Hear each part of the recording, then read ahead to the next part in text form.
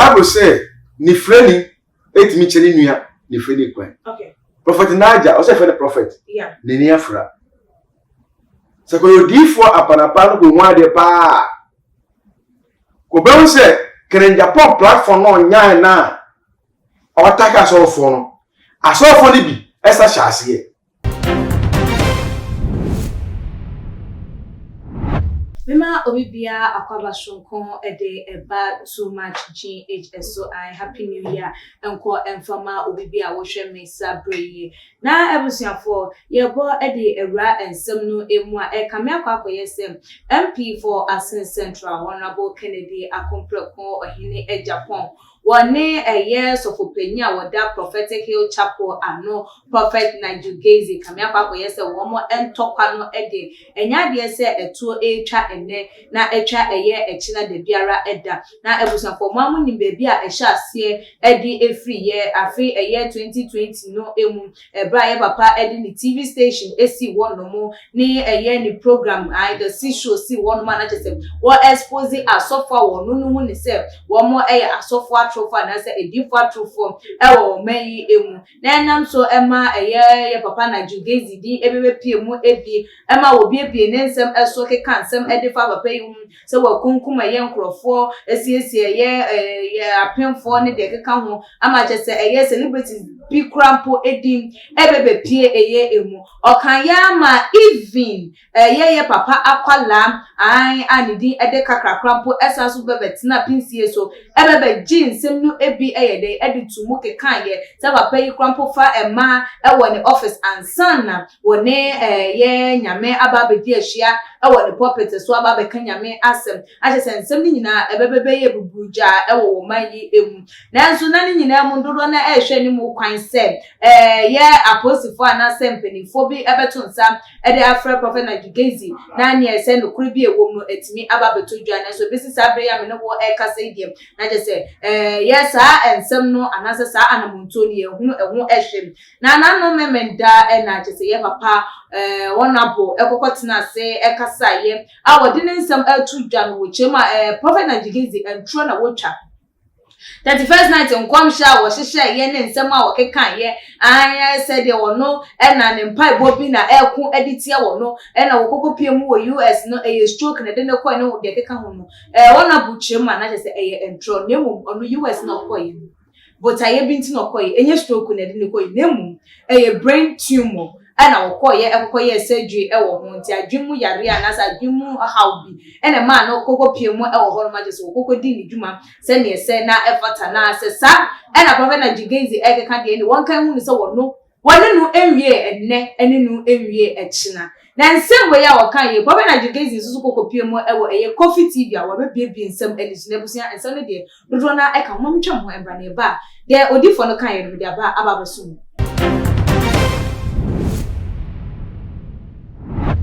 Yo na abusia I said yeah ensem no ye to so no ye papa prophet na Gaisie eba ya na chese wo de nsem no etudwa wo kiremu a ye papa honorable de bia wo bompa ye edwome no wo bompa ye chese editia no esanse entro wo no so papa no tina ni TV station so ekaditia no wo so ye nyame nipa de ye mfa yensa enka no sa enko de biara eda no no ni bra wo bre ye ansa na wo no wonya eye sa adom no ni tumi na ye nyame ede ama no na afia yesimu yi se ye papa eye na adwen se wo no obeba ba beka no empre edu a wo no so obeba aba retaliate ewo empre ohamu achese wo ba ko obeba 10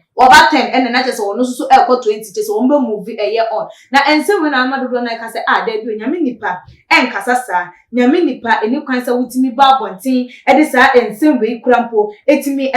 ebebeto eye abonten se ganafo enti anase ganafo enye den enka enti sa ensem na wo ka ede afa eye wonabo eho no na so ni nyina emu na busia ensem we enti yato nsa ede afra eye nyame di for Benjamin na ya osei tutu adodo na eni me se prophet 99 the younger prophet or ya kache hase enti muka no na ya ma no akwaba odi for mu akwaba ejo so papa de say bibia boko na ho so e da Christos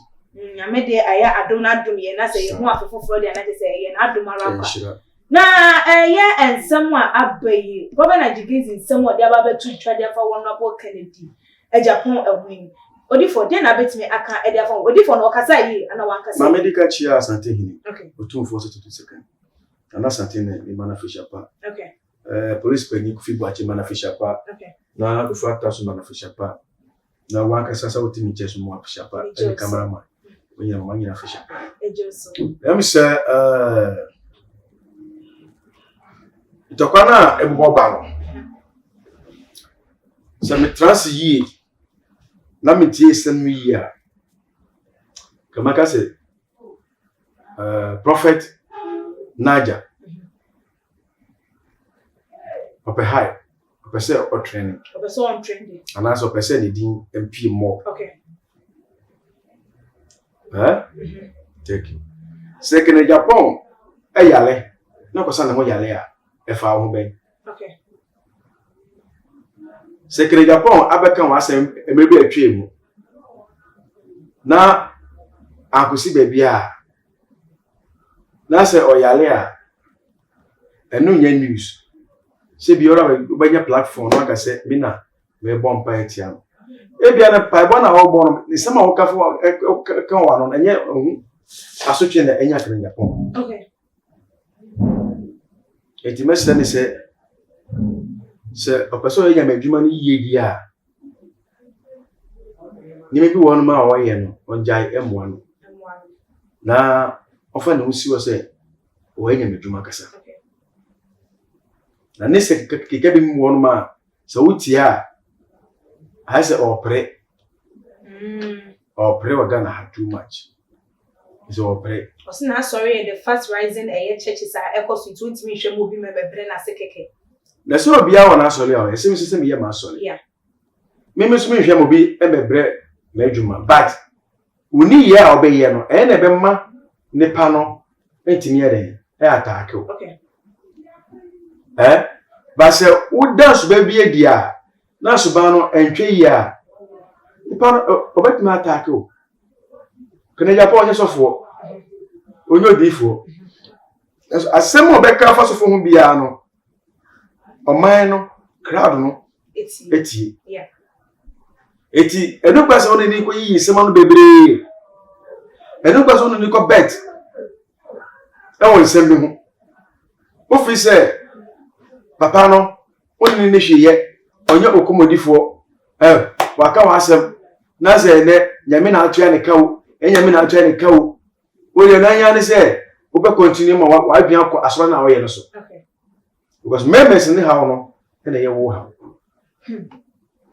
Odi for say o ka ne sa dia say de na wo ka say eye wona bo kasa edom etie na wo so ye odi for yin so en concentrate e wona asori for yi a wo so eye Ghana for eye de a wona bo kasa wo mo eye nso so eye den ebi be fa wo mo asum enye wo bia na wo no wote asem obebu nani ade aguso ebi no ye nkraman a wo mo ti a wo mo ebepu wo be ka say na say na me so for tie ebi na wo hu ye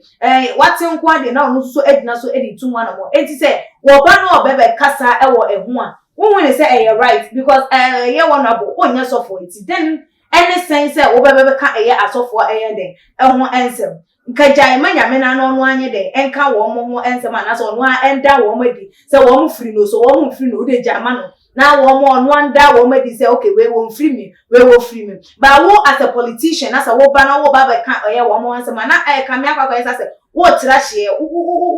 gu nyame adwuma no fia na wo pese wo mbre wo bi ni dwuma wo di edi manyame no o pese wo mbre na se One say Naja no Prophet Naja neni afra sesen Bible say ni freni etimi cheri nua ni freni kwan. Okay. Prophet Naja o say for the prophet. Yeah. Neni afra. So ko odifo apanapa no ko hu ade pa. Ko be say Agyapong platform no nya na o taka so fo no. Asofo ni bi esa hyase. Okay. Ko be say asofo ni bi esa hyase. Omo pushi boys ni bi. O say Agyapong o fe ase no ataki obi ni. Yeah. Yeah. Obi no say keke ni bi na entwe yi e no ataki no. O fi ono mo no. O say wantimi ataki obi abio. Obebo odi but o ataki o. Yeah. Because oni injina so say na obi ni no ultimate show. Yeah. the pictures be ni maybe no but asofo ni bi no ene esuma nkola ni bi manase no mo ko trasa platform so okay ana munya akwenya ese asofo ni bi din etiga naja na ni fry na kana ni ho de a ko be hu se baby odi na agro kono ho true emfa tika me ni naja ka meto me hofo na naja ni or pray the stam no or pray o pese bibia na no be ya obeka se nyame honhom na ahye nyame honhom na ene ne kasa e komo hye ni bi wo no ma wo di bible ntie nyame nkasa ayo okay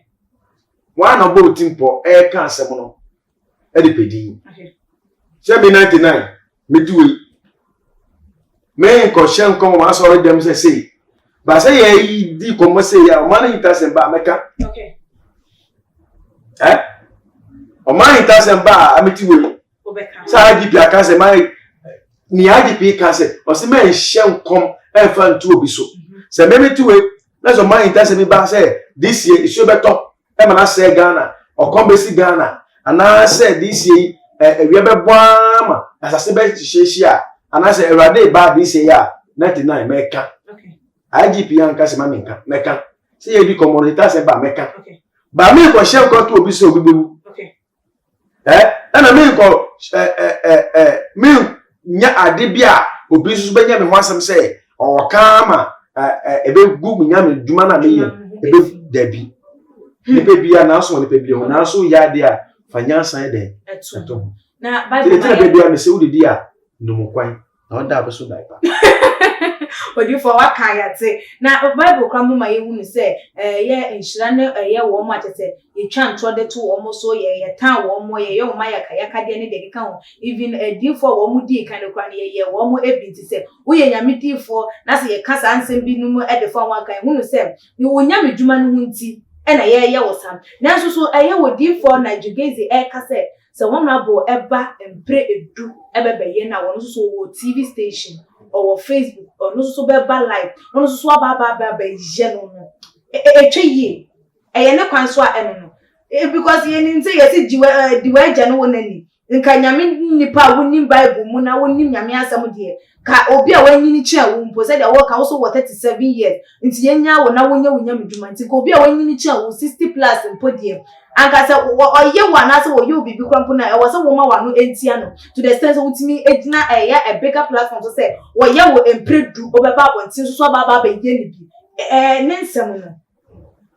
o ke ka dia kwa hefa yes ya wo brepon no na panyin wo ho okay thank you se ona bo ke Agyapong so nim se ade na wo ye no enye ni kwan so a on so so he den e so wo jai okay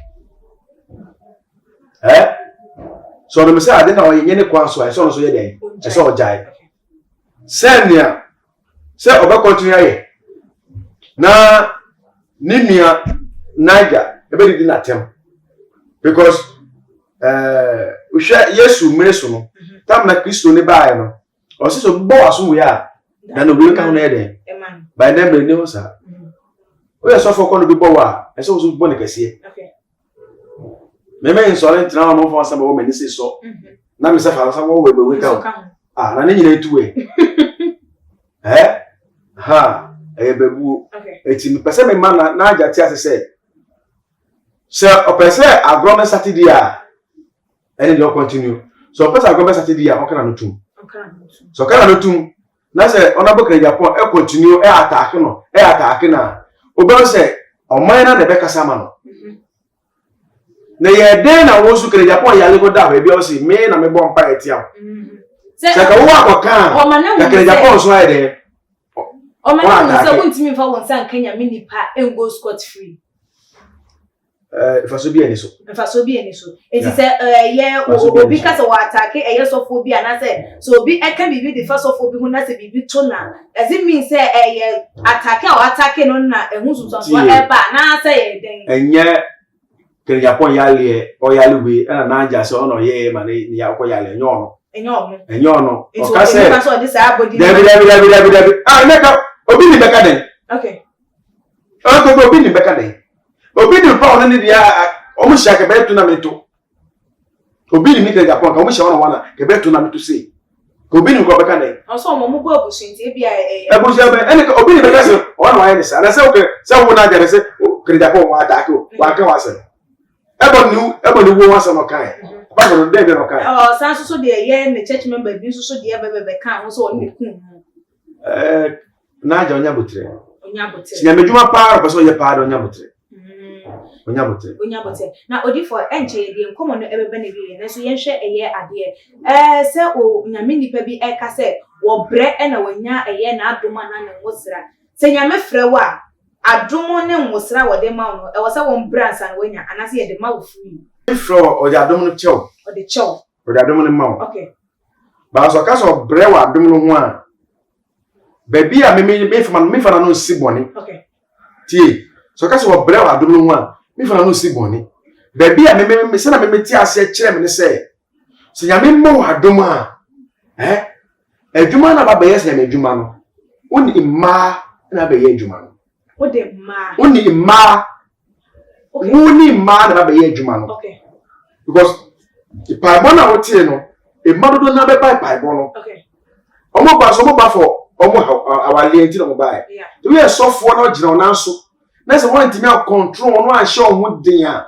wa hwe imma no obe storm lie na la be storm se be ma adom na kita no e be kofom iso ka so bre na adom ho a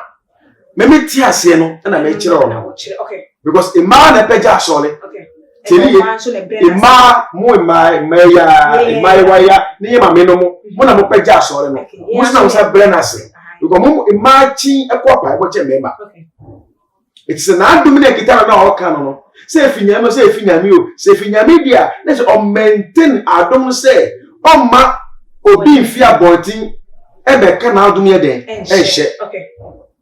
aha te say okas o bre na adom ho a enye se o bre se o ji adom baby okay na me di gift ni ma no e so to ni hye no din no control ni kra no control ni bedua no o ma hunama kono no e fi ni mu se na be ya adom no be ye kese woni mu to kasa asitira me ti ase na me sa me ka no jo ba say bi onu wo different man bi a o de be kira ase bi a e na different me ti ya no e tire nya boyfriend na wa pẹ mu aye de ahye ya no e ma no na ye de yankomo no e ba na wie ye na chese wuchema e ye wono abo Kennedy die hunhun spiritual realm de na chese de bia da de wo bompa ye gu eye oil wo de oil gu fom edome no ekese no e bompa ye editia no wana abonso ese wono woni no enwie ye na obedili eye everything se de enyoma ekoi efuto ben e na de be ma afanu ebienu enina naja oni power prophet naja oni power na se nyame fra nkwa do tumi obey kene Japan ne kra enhye naja sa naja ne power o kan se ne kra enhye ne sa dia ba ka se oni power oni power so what power as a prophet now do you go for man e so man who date okay say me my man 7 days okay 21 days okay. my man go so baako okay ese nya ko poye den e kasa okay ese ye djuma also D4 wonu kasa e oja ese timi ye djuma but say 6 months ago and 1 year ago now what tackle now do you go for ma be see there now say still do you go for ma woni sa adom no woni sa power e de kasa tie o gana power e de dom obi uni bi okay eti dede na oye no onya botre dede na oye no onya botre eti oba ma kle Japan betwa fa ne so mo enti onya botre no ma na adwe kwadwuma na oye no na odi Kristo no madan se yi e kira mansa na oja dede na oye wa bonti no na o yes nka ye bi de ma ahwefo so na fa to edwa ya metimi aka ne se me kire kwa na me kire okay prophet 99 o frame na ma jisu sika ye bro ma sa che usika kwa ye de aka ho mi phone no ma ne 0249 05 0278 0249 05 0278 se yale bia a chi usu bia ohunemu bia no ihwe machire kwan oba na ye won bebidru a me prepare the amount e for hospital e for a paibo a na ya break am stroke diabetes se koko ne hawo ahode wo pem unni be mo ne ahode wo pem awo etiko oba wa ba ko timi wu biom oba awo no de nyise kwa ba na sei hwehwe prophet na te na echi kwan wo pressure wo kidney problem ni nyina no hwehwe machiri kwan na wo ba ba so dem so a hwe na manfo bi ani komo na wo ba no bedu aso dem a nyame hota soro no boso na sase no omno beka wo hita sema chem na maka kiro me yenka ya asem kirem nyame hyira wo ni awuti wati prophet na te na video ni ba shema wo nua bye bye. Yo, only for a better a was now I was young, so I didn't check out and see me one. Then I'll wait to me. I can for a bra to your comment section. Or like a videos, not share on all the social media platforms. And so follow your IG page and your Twitter page. So at my GH_media and a Equia Sikapa Macron.